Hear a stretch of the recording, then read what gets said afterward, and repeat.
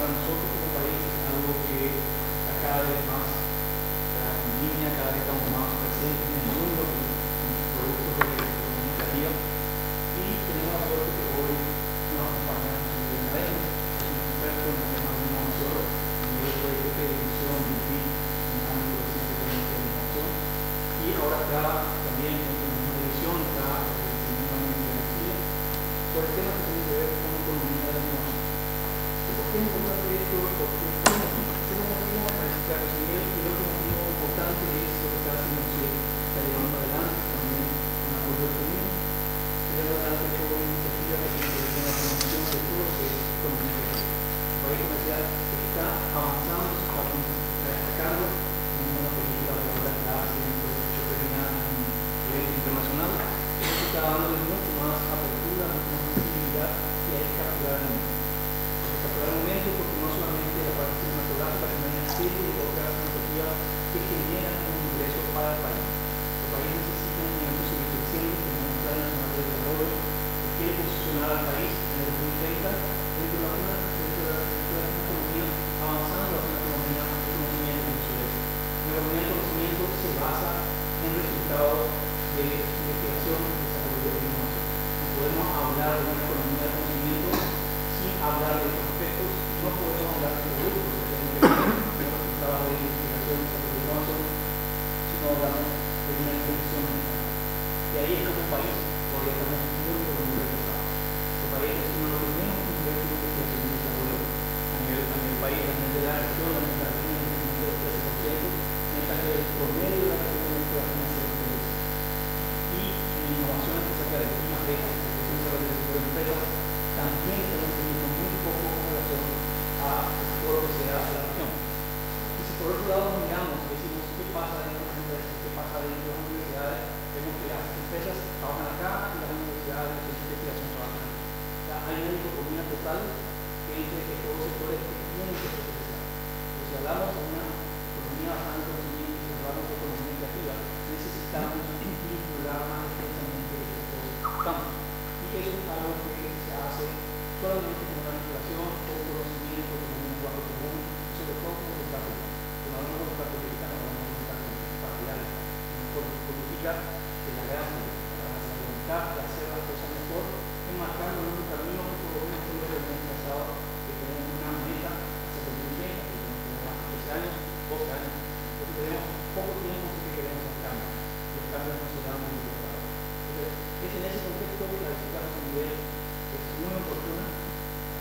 ¿Por qué? Porque tenemos una iniciativa en marcha del CIR, hay otra iniciativa de Fundación así, que es el apoyo de innovación empresarial, que estamos también comenzando. O sea, hay una serie de elementos, de iniciativas. El desafío más grande va a ser la articulación de estas iniciativas, tanto en el sector público, que está acá en la Argentina, que es el comercio, que tiene que sacar los puertos, la política industrial del país. Necesitamos articular el sector público, el sector privado y el sector académico. Es la única forma de tener resultados que no sean solamente eventos, charlas, sino realmente resultados que nos impulsen. Y ese impulsar significa crear mejores empleos y generar también mayores ingresos para el país. Esas son las dos metas de todo esto que tenemos que aspirar. Y en ese sentido, agradecerle nuevamente a CIR, agradecerle a José Miguel por su visita y solamente algo que me dio a muchas gracias.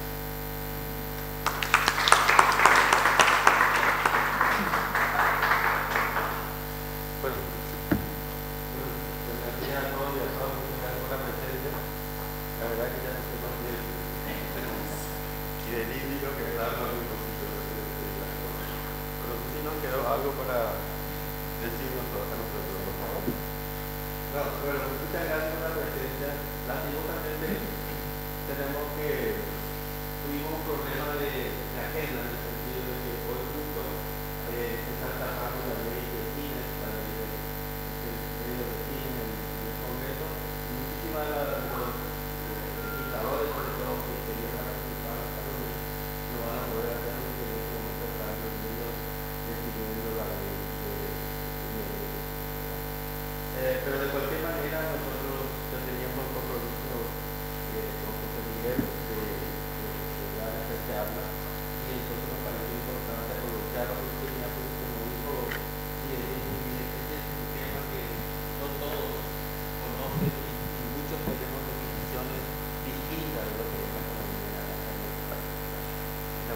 creativa. En ese sentido nos parece importante este tipo de conferencias que no solo nos permita entender de qué se trata cuando hablamos de economía creativa, sino sobre todo de que en ese proceso podamos ir alineando un esfuerzo colectivo para que esta economía realmente se exprenda en nuestro país.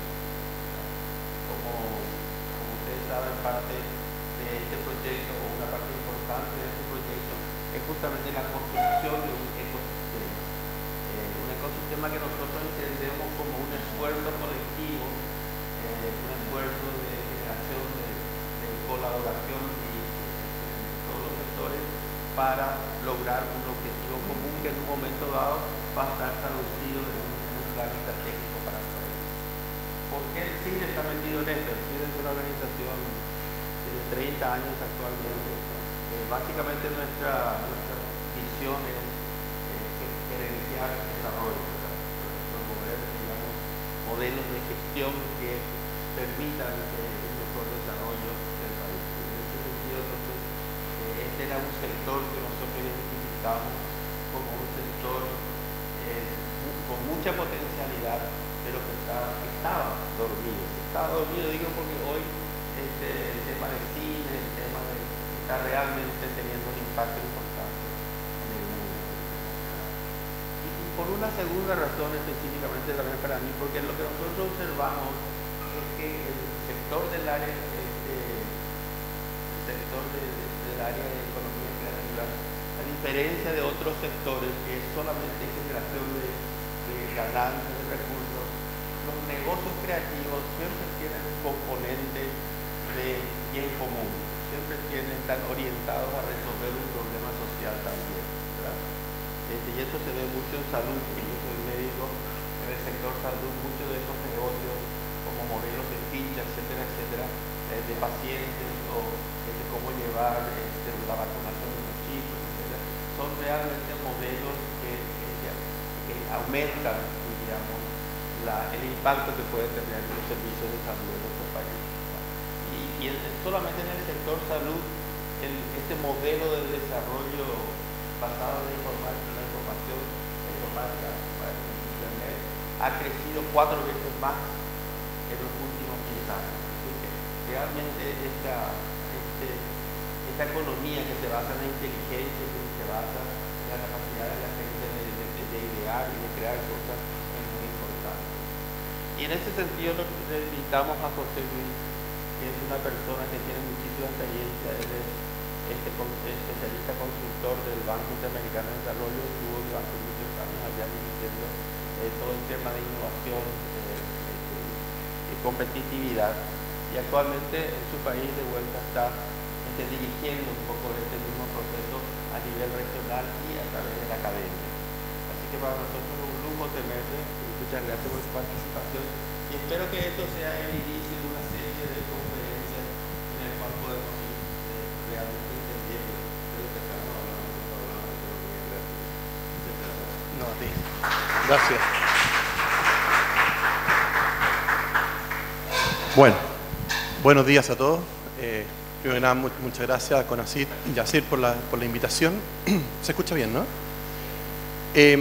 Y la idea es principalmente en algunos minutos presentarle lo que hemos venido desarrollando en el banco en los temas de economía naranja, que le hemos puesto ese nombre. Curiosamente, el nombre viene de un documento que se publicó en el BIT hace unos años atrás, que se bautizó como economía naranja, y ahora todo el mundo conoce las industrias creativas, y vamos a hablar un poco de las distinciones justamente de qué estamos hablando en términos sectoriales y de actividades por economía naranja. Para la envidia de la mayoría de la gente del banco que trabaja en otras áreas, en infraestructura, en agua, ¿no es cierto?, en temas de ciencia, tecnología, yo mismo, ¿no?, y otros, el documento de la economía naranja es por lejos el libro más bajado y más difundido del banco en Latinoamérica, pero por lejos. O sea, en los ingenieros hablamos de una orden de magnitud.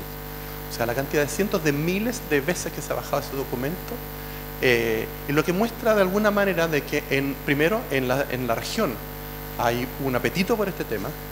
Segundo, que no había mucho escrito de lo relevante que era este sector. Y tercero, el documento en el fondo no da muchas orientaciones, pero sí muestra e ilustra un poco de qué es lo que estamos hablando cuando hablamos de este sector. Más aún, para los que están interesados, ese libro fue escrito por dos autores, uno de ellos trabaja en los temas de economía cultural y el otro es el candidato que probablemente gane la elección en Colombia, Iván Duque. Así que, para que vean ustedes las derivadas que tiene, ¿no es cierto?, el tema de la economía naranja, en este caso la carrera política de algunas personas. Este documento que vamos a discutir ahora es un subproducto de ese documento original, en el cual, y un poco el llamado de hoy, es el rol de las políticas públicas, en el sentido de cuál es el rol que tienen las autoridades para organizar, apoyar y promover este tipo de actividades en contexto que lo hace en el sector privado o con otro tipo de instituciones que son bastante particulares en este sector, ¿no es cierto? Y muchos de ustedes, ¿no es cierto?, los conocen, ¿no? Esto incluye, ¿no es cierto?, todo el ámbito que tiene que ver con las ONG relacionadas con los temas culturales. Vamos a hacer la distinción entre cultura, artes, ¿no es cierto?, industrias creativas. En este contexto vamos a ver cómo los países se organizan para desarrollar y empujar este tipo de actividades, porque a veces lo hacen en distintos ámbitos. En fin, ese es un poco el interés. Este documento, esta es la tapa del libro que está, y lo pueden bajar también de la página web del Banco Interamericano de Desarrollo, está en inglés y en español. Primero, ¿qué es esto de la economía creativa?, ¿no? ¿Qué es lo que incluye desde el punto de vista sectorial? ¿Cuáles son, desde el punto de vista, ¿no es cierto?, contable incluso, los sectores que están incorporados en esto? Primero que nada, y yo creo que aquí hay un desafío enorme, porque muchas veces la forma en que está organizado el Estado, por ejemplo, si ustedes se fijan, las actividades que hay ahí dependen como de distintos ministerios, o el mundo privado lo ve como de distintas maneras lo que realmente está en juego desde el punto de vista de las actividades que están ahí. A la izquierda tienen lo que tradicionalmente se llama economía cultural, ¿okay?, que son principalmente actividades tradicionales y artísticas. Por ejemplo, las artes visuales, las artes escénicas, que tiene que ver como realmente lo que tradicionalmente hemos entendido con los temas culturales. Y donde de alguna manera el acercamiento, y lo voy a hablar un poquito quizás sarcásticamente, es lo que el ministro de Hacienda no entiende, por qué hay un presupuesto para ese tipo de cosas. Que dice, no, esto parece que es bueno, es importante, pero no sé por qué tenemos que destinar impuestos de todos los paraguayos para financiar este tipo de actividades, ¿no? Los ministros de Hacienda, mis colegas en el fondo economistas, entienden de las industrias creativas que pueden generar valor, empleo y pueden generar Producto Interno Bruto, pero como que este ámbito le dice, esto me parece como medio curioso. Lo mismo que pasa en el mundo científico. ¿Por qué tenemos que apoyar la ciencia desde el punto de vista de un ministro de Hacienda, ¿no?, que maneja generalmente la billetera, ¿no? Todas esas actividades que están a la izquierda, y vamos a hablar un poquito, ¿no es cierto?, de cómo hoy día sí ha habido un avance en la disciplina económica, lo fundamental que hay detrás del apoyo a esos temas, ¿no? Más allá de que hay que hacerlo porque son lo que los economistas llamamos bienes meritorios, son importantes que se hagan y hay que destinar el recurso, y los privados nunca lo van a hacer, por motivos que vamos a discutir enseguida. Después está la industria cultural, ¿no? Y aquí hay un conjunto de actividades como las que están ahí, artesanías, publicaciones, audiovisuales, fotografía. Todo eso está de lo que tradicionalmente se conoce como economía cultural. Pero hay otro pedazo igual de grande o más grande, en el fondo, que tiene que ver con las industrias creativas. Y aquí están de creatividad funcionales, están los diseños, los software, bueno, los videojuegos, que son muy populares, ¿no es cierto?, en Latinoamérica, los temas de publicidad y de moda. Hay países, por ejemplo, como Argentina, en el tema de moda. Chile, como un paréntesis, siendo chileno, en realidad los economistas hablamos de las ventajas comparativas, ¿no es cierto? ¿Qué es lo que los países producen que tiene que ver con lo que tienen? Si ustedes miraran dónde Chile tiene cosas buenas desde el punto de vista de ventajas comparativas, todo es aquí. Chile tiene 2 Nobeles en poesía. Se ganó el Pritzker hace 2 años atrás, el premio, ¿no es cierto?, de arquitectura. 2 Óscares seguidos. Y si ustedes empiezan a mirar así, bueno, y Chile produce, de industria creativa, nada, 0. Argentina tiene 3 Nobeles en ciencia y ha dedicado mucho su industria, ¿no es cierto?, relacionada con los temas científicos aplicados, por ejemplo, en sectores agroindustriales y médicos. Este sector es muy invisible, ha sido muy, ustedes lo saben mejor que nadie, ¿no es cierto?, muy invisible porque no sabemos cuánto pesa, cuánto mide, qué es lo que genera, en fin, y que obviamente cuando se asignan los recursos públicos es bueno saber qué impacto tiene, cuánto pesa en la economía. Y hay otro sector que se llama actividades creativas de soporte, es decir, son sectores que trabajan a otros sectores proveyendo servicios y productos basados en la creatividad. Y aquí está obviamente todos los temas de diseño, marketing, diseño de productos en general, donde esos después van con lo que se llama el consumidor final. O sea, todas las empresas que le venden servicios y productos basados en creatividad y diseño a otras empresas. Y esas empresas después utilizan esto, ¿no es cierto?, para vender bienes y servicios al bien final. Esto es más o menos lo que hemos considerado lo que se llama como economía creativa. Fíjense que no hablamos de industrias creativas, porque incorpora mucho más allá que las industrias creativas. Es economía creativa, donde tenemos las industrias creativas al lado derecho y tenemos de alguna manera lo que tradicionalmente se llama economía cultural. ¿Y por qué hacemos esta distinción? Porque los elementos que hay de política pública detrás de cada uno de estos grupos son completamente distintos. Si bien están relacionados todos con el tema de la creatividad, principalmente, lo hablamos los economistas de un intangible, que es muy difícil, como el conocimiento también es un intangible. Los elementos que hay detrás de la justificación, por ejemplo, el apoyo público o la complementariedad con el sector privado, completamente distinto. Es bastante esperable que al lado izquierdo, en general, el sector privado nunca participe, nunca lo ha hecho, salvo que sea donaciones y cosas de ese tipo, pero no hay incentivos privados de mercado en general para participar en ese ámbito. ¿En lado derecho? Sí, bajo ciertas condiciones. Y vamos a ver cuáles son las condiciones y cuál es entonces el rol público que tiene al lado de izquierda de lo que tiene el lado de la derecha. ¿Okay? Generalmente los ministros de Hacienda entienden más o menos lo que está en el lado de allá, pero entienden menos lo que está en el lado de acá.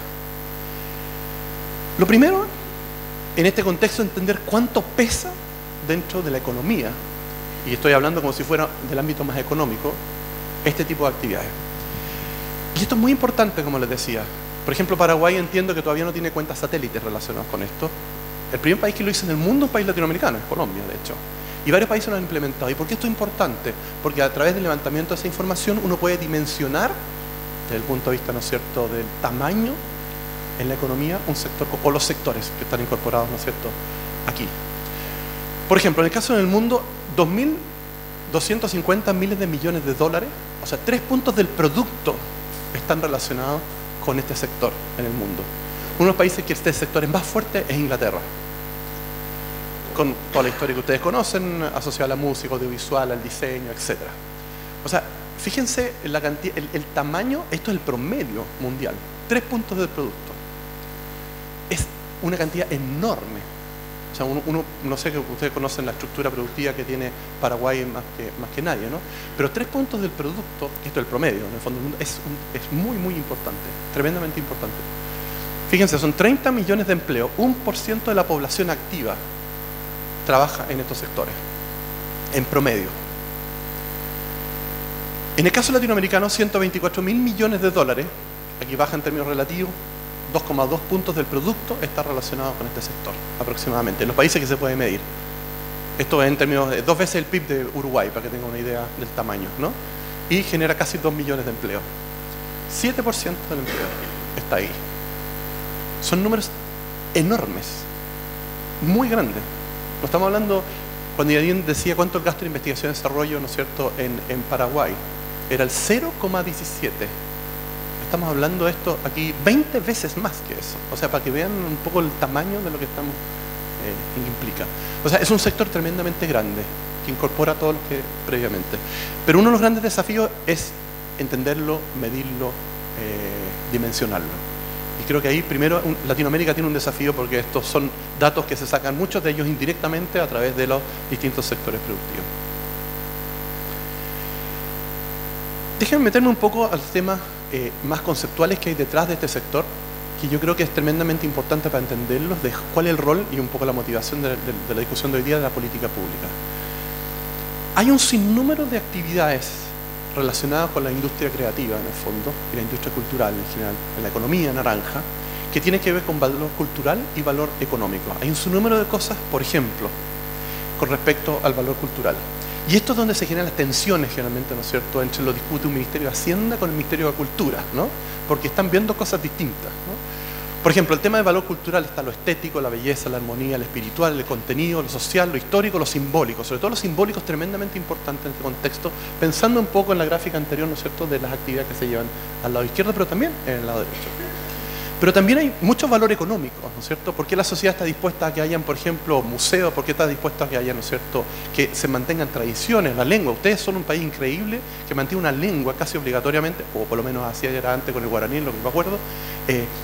Y eso requiere mucho esfuerzo, requiere muchos recursos públicos, ¿no es cierto?, destinados, ¿no es cierto?, a mantener ese tipo de cosas, porque hay algo que la sociedad valora que esté ahí, que se mantenga, ¿no? temas de existencia, temas de herencia, temas de altruismo, ¿no es cierto? Hay un valor económico asociado de uso y no uso, en el fondo. A veces uno quiere mantener la cosa, pero que no se use, porque tiene que ver un poco con las tradiciones del país. Perdón. ¿Por qué esto es importante, este tipo de análisis? Principalmente porque en el ámbito, por ejemplo, de las artes escénicas y el cine, las artes visuales, la sociedad reclama de alguna manera una intervención pública. Nunca un privado, salvo excepciones, ¿no es cierto?, lo hace y las excepciones son, por ejemplo, a través de exenciones tributarias o tipo de eso, ¿no es cierto? La filantropía llama a una intervención pública. Porque en general el valor cultural no es reducible necesariamente en términos económicos. Y muchas fuentes de valor de los mismos no se expresan en mercados definidos, ¿sí? Y esto es muy importante por dos motivos.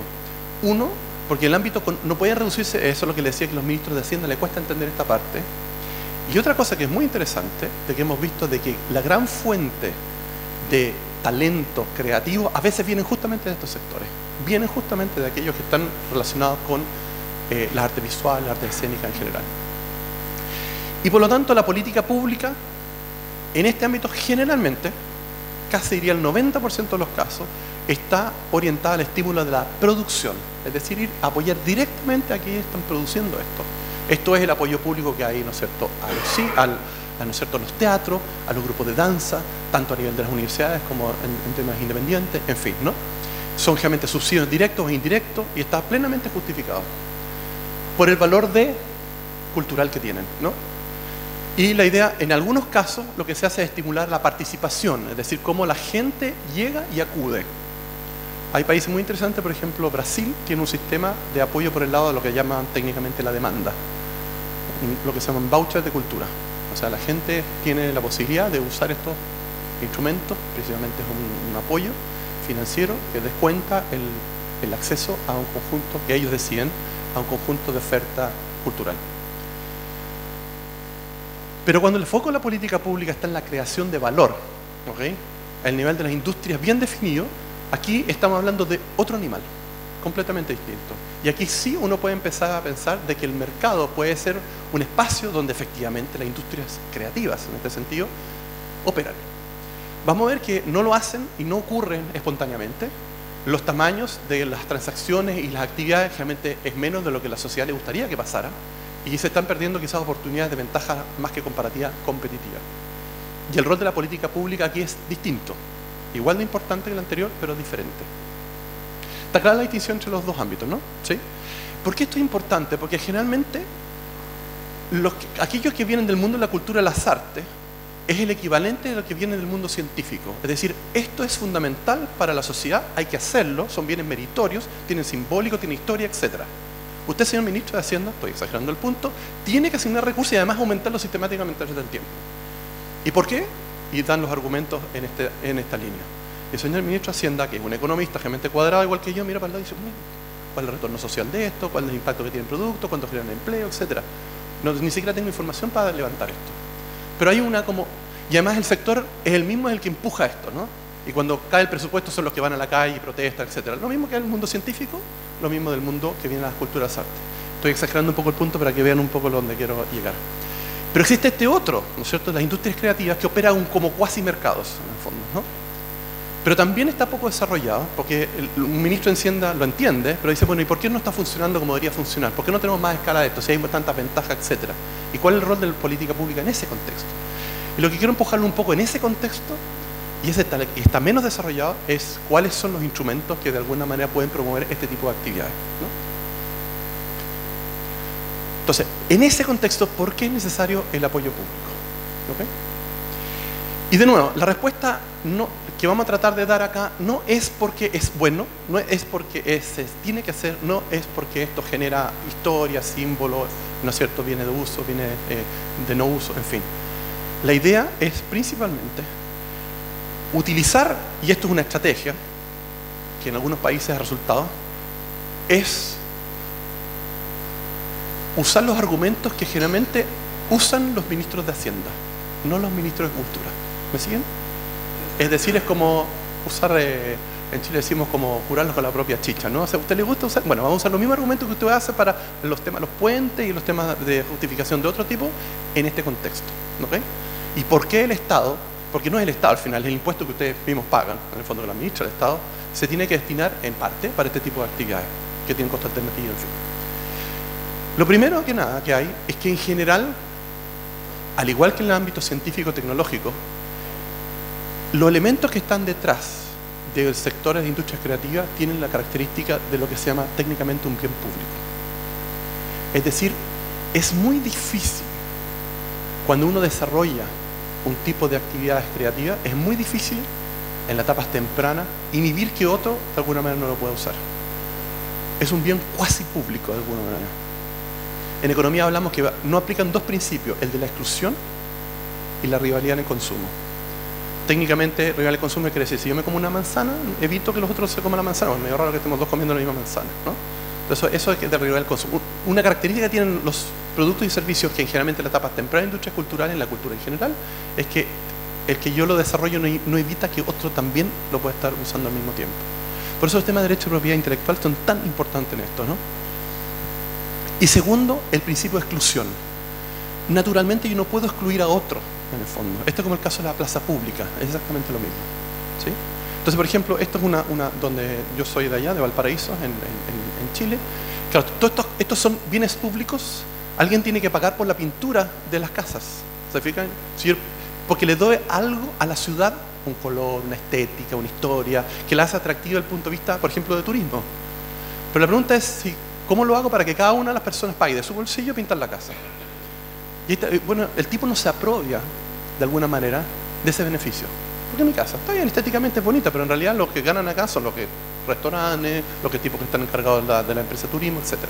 Entonces, efectivamente, lo que uno tiene es que el Estado, en este caso la Municipalidad de Valparaíso, apoya el pago de la pintura de la casa.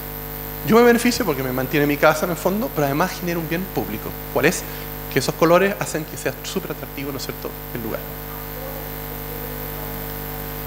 No, apoyan, no es completo. Sí. Después vamos a ver, porque tú tienes un beneficio privado de tener tu casa bien mantenida desde el punto de vista, ¿no? Sí. Entonces, una de las características que tiene esto del bien público, ¿no? Este otro tema, el problema de la apropiabilidad que recién les mencionaba, ¿no es cierto?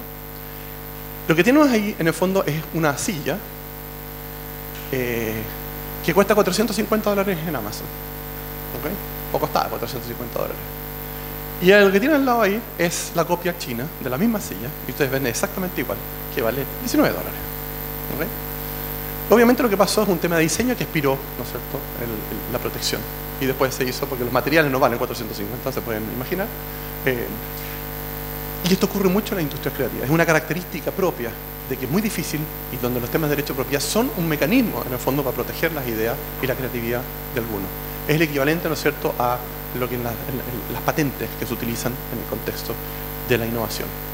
Entonces, hay problemas de la apropiabilidad de los beneficios que tiene esto. Lo mismo caso, ¿no es cierto?, esto es la característica de bien cuasi público.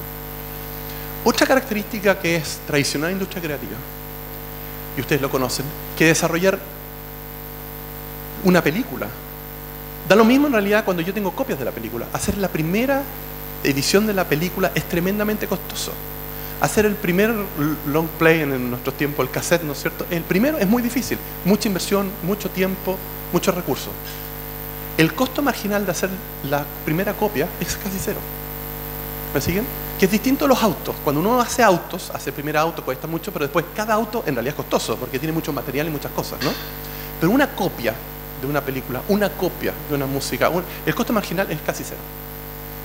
Y esto es casi común, casi todos los sectores de industrias creativas tienen esta característica, que la estructura de costo es tremendamente grande al comienzo, tremendamente incierta además, porque nadie le garantiza, porque esto apela un poco, ¿no es cierto?, a los que están en el área del cine lo tienen clarísimo, ¿no?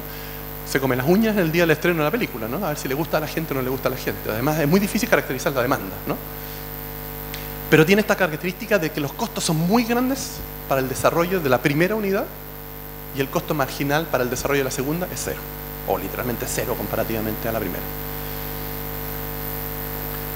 Tercero, esta idea de lo que se llama técnicamente información asimétrica. Es muy difícil, en el fondo, la demanda generalmente no se manifiesta por el interés de lo que uno está haciendo, porque está basado en creatividad.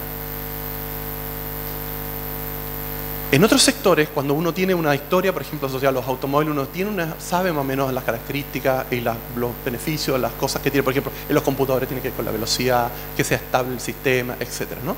Pero en la industria creativa, muchas de ellas tienen esta característica, en el fondo, que es demasiada información asimétrica entre las partes, en el mundo de la demanda y en la oferta. Generalmente es una apuesta ciega. Dicho de otra manera, esto también es medio técnico, es la diferencia entre riesgo e incertidumbre. Una de las características que tiene la industria de la cultural es que hay mucha incertidumbre, no es un problema de riesgo. El riesgo técnicamente